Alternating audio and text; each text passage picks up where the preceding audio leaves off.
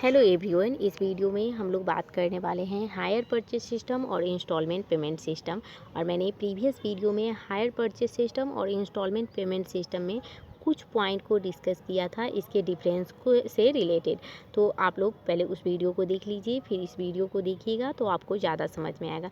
तो चलिए हम आज इसके डिफरेंस के नेक्स्ट पॉइंट को देखते हैं। तो देखिए, जो हमारा हायर परचेस सिस्टम जो होता है, इसमें किसी भी गुड्स के मरम्मत का जो उत्तरदायित्व होता है वह किस पर होता है? विक्रेता पर होता है। वहीं पे इंस्टॉलमेंट पेमेंट सिस्टम में गुड्स का मरम्मत का अधिकार होता है, यानी कि उत्तरदायित्व जो होता है वह विक्रेता पर नहीं होता है। ठीक है, क्योंकि ओनरशिप जो है इसमें किसके पास चला जाता है? क्रेता के पास चला जाता है। वहीं पे जो हमारा हायर परचेस सिस्टम है इसमें ओनरशिप किसके पास है? जो है विक्रेता पर है। ठीक है, तो इसमें क्या होगा कि क्रेता यदि कोई माल को सावधानी से भी रखा है और यदि उसमें किसी तरह का टूट फूट हो जाता है तो इसका जो उत्तरदायित्व है रिपेयरिंग कराने का वह विक्रेता के ऊपर होगा। ठीक है, उसके बाद नेक्स्ट पॉइंट क्या है कि बेलमेंट। आप देखिए, जो इसमें वायर होता है वह बेली होता है और इसमें जो वायर होता है वह बेली नहीं होता है। वहीं पे जो हमारा हायर परचेस सिस्टम है उसमें अंतिम भुगतान तक जोखिम जो है वह विक्रेता पर होता है, यानी कि जब तक लास्ट इंस्टॉलमेंट नहीं हो जाता है गुड्स का तब तक जो है जोखिम का उत्तरदायित्व किस पे है? विक्रेता पे है। वहीं पे जो हमारा इंस्टॉलमेंट पेमेंट सिस्टम है इसमें जो है वह जोखिम किस पर रहेगा? तो बायर पे रहेगा, क्योंकि ओनरशिप जो है वह बायर के पास है। ठीक है, तो ओनरशिप जिसके पास रहेगा उसी पे जो है वह रिस्क भी रहेगा।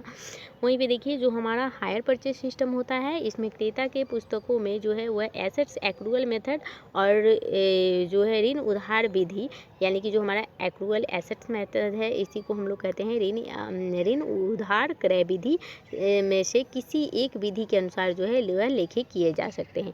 यानी कि एसेट्स एक्रूअल मेथड या फिर ऋण उधार विधि में से किसी एक विधि के अनुसार इसमें लेखे किए जा सकते हैं। लेकिन वहीं पे जो इंस्टॉलमेंट पेमेंट सिस्टम है इसमें केवल उधार विधि के अनुसार ही जो है वह क्रेता के पुस्तकों में लेखे किए जा सकते हैं। तो आप लोग इस पॉइंट को ध्यान रखिएगा कि जो हमारा हायर परचेस सिस्टम है इसमें क्रेता के पुस्तकों में जो है वह दो विधि से जो है वह लेखे रखे जा सकते हैं। एक तो एसेट्स एक्रूअल मेथड और दूसरा है हम लोग का ऋण उधार क्रय विधि, जिसे हम लोग लोन क्रेडिट परचेज मेथड भी कहते हैं। लेकिन वहीं पे जो इंस्टॉलमेंट पेमेंट सिस्टम है इसमें उधार क्रय विधि के अनुसार ही जो है वह क्रेता के पुस्तकों में लेखे रखे जाते हैं। अब देखिए नेक्स्ट पॉइंट को, इसमें आप लोगों को जो हायर परचेस सिस्टम है इसमें विक्रेता की पुस्तकों में अदत्त राशि के किराए के बाहर जमा माल की तरह माना जाता है। वहीं पे जो हमारा इंस्टॉलमेंट पेमेंट सिस्टम है इसमें अदत्त राशि यानी कि अदेय राशि, यानी जो हमारा आउटस्टैंडिंग अमाउंट है वह विक्रेता की पुस्तकों में पुस्तकीय ऋण माना जाता है।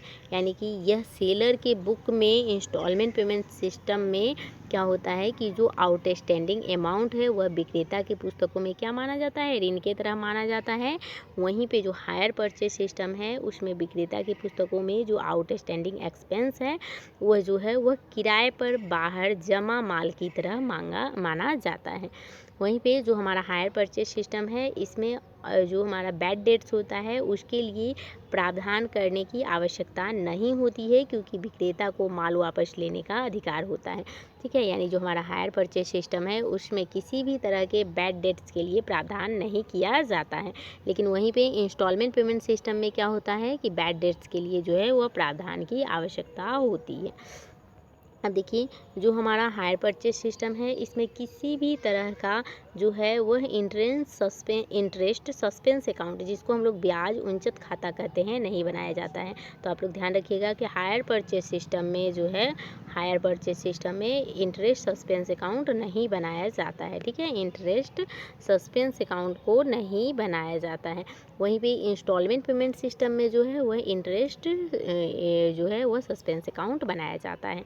और देखिए, यह इंटरेस्ट सस्पेंस अकाउंट जो है इसे बहुत बार क्वेश्चन पूछे गए हैं, तो आप लोग इसको ध्यान में रखिएगा कि कौन से विधि में जो है यह बनाया जाता है और कौन से विधि में इंटरेस्ट सस्पेंस अकाउंट नहीं बनाया जाता है।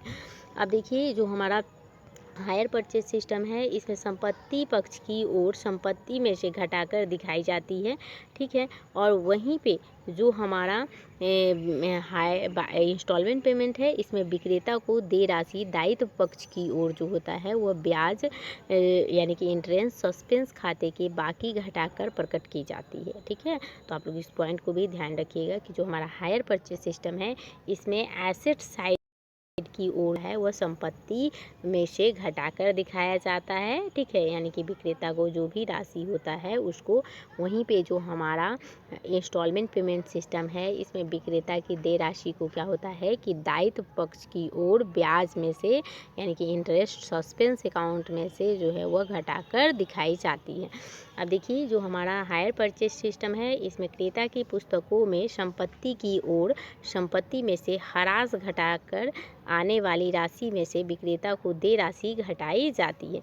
अब देखिए जो हमारा हायर परचेज सिस्टम होता है, इसमें क्या किया जाता है कि क्रेता की पुस्तकों में, ठीक है, संपत्ति की ओर यानी कि जो हमारा बायर होता है उसके बुक में एसेट साइड में क्या किया जाता है कि एसेट्स में से क्या घटाया जाता है, ह्रास यानी डेप्रिसिएशन घटाकर आने वाली जो भी राशि होती है वह विक्रेता के यानी कि जो सेलर है उसके जो देय राशि होती है उसमें से घटाया जाता है। यानी कि एसेट्स में से, आप देखिए यहाँ समझिए, एसेट्स में से क्या घटाया जाएगा, डेप्रिसिएशन। आप लोगों को पता होगा डेप्रिसिएशन क्या होता है कि फिक्स एसेट्स के मूल्य में जो कमी आता है उसको डेप्रिसिएशन कहते हैं। तो एसेट्स में से डेप्रिसिएशन को घटा लिया जाएगा यह राशि को, और यह राशि जो है वह विक्रेता के जो देय राशि होगा यानी कि जो सेलर को देय राशि होगा उसमें से यह अमाउंट जो आएगा इसको घटा दिया जाएगा, ठीक है।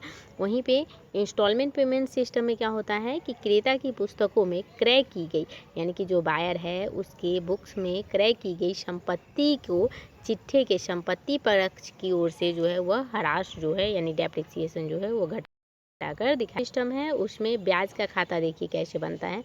तो देखिए इसमें क्रेता और विक्रेता दोनों की पुस्तकों में ब्याज का खाता खोला जाता है, ठीक है। यानी हायर परचेज सिस्टम में क्या किया जाता है कि जो बायर है, ठीक है, जो बायर है और जो सेलर है, इन दोनों के पुस्तकों में जो है वो क्या खोला जाता है, इंटरेस्ट अकाउंट खोला जाता है। लेकिन जो हमारा इंस्टॉलमेंट पेमेंट सिस्टम है, इसमें कभी कभी जो होता है वह कुछ लोग प्रति वर्ष की ब्याज राशि के लिए ब्याज खाता नहीं खोलते हैं, वरन इसमें क्या खोला जाता है, इंटरेस्ट सस्पेंस अकाउंट से इसे सीधा जो है वह लाभ हानि में हस्तांतरित यानी प्रॉफिट एंड लॉस अकाउंट में ट्रांसफ़र कर देते हैं, और यह ब्याज खाता यहाँ भी खोला जाता है। और बहुत कम ऐसा हो देखा गया है कि इसमें ब्याज खाता खोला जाता है, इसके स्थान पे इसमें क्या खोला जाता है, इंटरेस्ट सस्पेंस अकाउंट को खोला जाता है, ठीक है।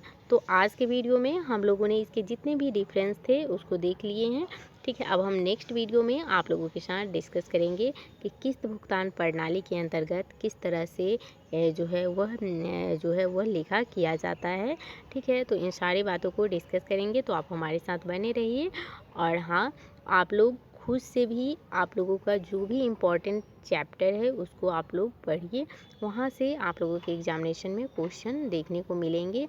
और देखिए सिलेबस कुछ भी फिक्स नहीं है कि आप लोगों का जो क्वेश्चन है वह कहाँ से पूछा जाएगा, क्योंकि कोई भी सिलेबस जो है नहीं दिया गया है आप लोगों को। तो आप लोग, बहुत सारे लोग हैं कि कमेंट कर रहे थे कि सिलेबस क्या होगा। तो सिलेबस, किसी भी तरह का ऑफिशियल सिलेबस जो है वह अभी तक जारी नहीं हुआ है। तो आप लोग अपने जो भी पीजी लेवल तक के जो बुक है उसको आप पढ़िए, वहाँ से आप लोगों के एग्जामिनेशन में क्वेश्चन देखने को मिलेंगे। तो हम मिलते हैं नेक्स्ट वीडियो में कुछ इम्पॉर्टेंट टॉपिक को लेकर, कुछ इम्पॉर्टेंट चैप्टर जहाँ से लगेगा कि क्वेश्चन बन सकते हैं, आप लोगों के साथ हम डिस्कस करेंगे। तो आप हमारे साथ बने रहिए। और हाँ, वीडियो पसंद आ रहा है तो आप लोग इसे लाइक कीजिए, चैनल को सब्सक्राइब कीजिए और वीडियो को शेयर कीजिए। तो हम मिलते हैं नेक्स्ट वीडियो में, तब तक के लिए थैंक यू वेरी मच।